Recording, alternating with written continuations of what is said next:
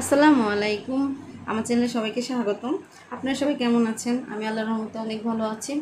আপনারা যদি আমার চ্যানেলে নতুন হয়ে থাকেন তাহলে প্লিজ আমার চ্যানেলটা সাবস্ক্রাইব করে দিবেন, লাইক দিয়ে পাশে থাকবেন, শেয়ার করে অন্যকে দেখার সুযোগ করে দিবেন। আমার আমার বাড়ির পাশেই একটা শপ আছে, যে জায়গায় ভালো জিনিসপত্র আছে, তাই চিন্তা করলাম আমার বাচ্চাদেরকে যেহেতু কিছু কেনাকাটা আছে ওই শপে চলে যাই। তো আমি বাচ্চাদেরকে নিয়ে ওই শপটাতে গেলাম, দেখলাম যে ভালোই জিনিসপত্র আছে। এখানে বাচ্চাদের বিভিন্ন ধরনের সামগ্রী, চকলেট, বিভিন্ন ধরনের জিনিসই আছে। এই দেখেন, এখানে পরিবেশটা অনেক সুন্দর। এক সাইড ওনারা ভাগ ভাগ করে সাইডে জিনিসপত্রকে আলাদা আলাদা করে সাজিয়ে রাখছে। সুন্দর হয়েছে দোকানটা, দেখতেও অনেক ভালো লাগতেছে। এই যে দেখেন বাচ্চাদের জিনিস, এখানে আইসে তো আমার বাচ্চাদের মাথা খারাপ, তারা কী নিবে না কী নিবে চিন্তা করতেছে।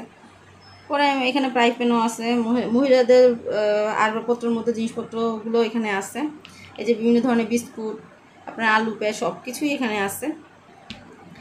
আমাদের মহিলাদের যেহেতু কোনো শপ যদি হাতের কাছে থাকে, পর্যাপ্ত জিনিসপত্র থাকে, তাহলে আমাদের সবার জন্যই ভালো হয়, তাহলে দূরে যাওয়ার কোনো প্রয়োজন নাই।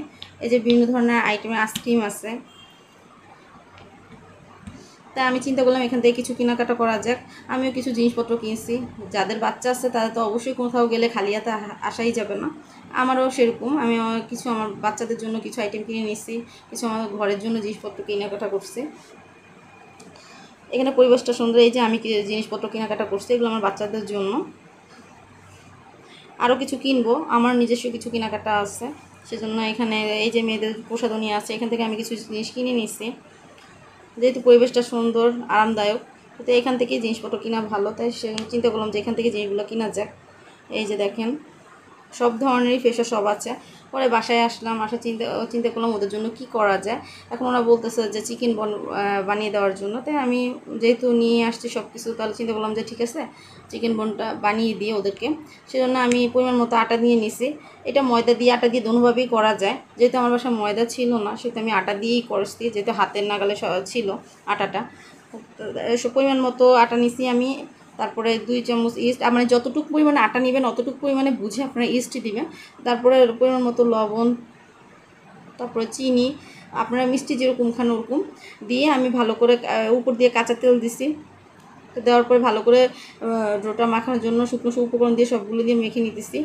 আমি আগে থেকে দুধটা কুমকুম জাল দিয়ে নিছি। আপনি এমনভাবে দুধটা গরম করবেন যাতে আঙ্গুর পরিমাণ চুবিয়ে রাখা যায়, সেই পরিমাণের দুধটা গরম করে তারপরে রেডি করতে হবে। এই যে আমি ডোটা রেডি করে ফেলছি, একটু নরম নরম হবে। তারপরে আমি একটু উপর দিয়ে তেল মেখে দিছি গরম করে রাখার জন্য। এই যে আমি ঢাকনা দিয়ে দিছি গরম জায়গায়। দেখেন ডোটা অনেক ফুলে গেছে, কী পরিমাণ ফুলছে। এখন আবার একটু আমি মতে নিব। আপনার মতাটা যত সুন্দর হবে তত জিনিসটা সফট হবে। এই যে আমি এখন বানানো শুরু করতেছি, বন বানিয়েছি। এখন এর ভিতরে আমি এর আগেই চিকেনের ডোটা আমি তৈরি করে রাখছিলাম, সেই চিকেনটা আমি এখানে ভরে দিছি। এই দেখেন আমার বন বানানো হয়ে গেছে। এখন আমি এই যে ফ্রাই প্যানে দিয়ে দিছি। আমি প্রথমে তাপা দিছি, তাপার উপরে ফ্রাই প্যানটা দিছি।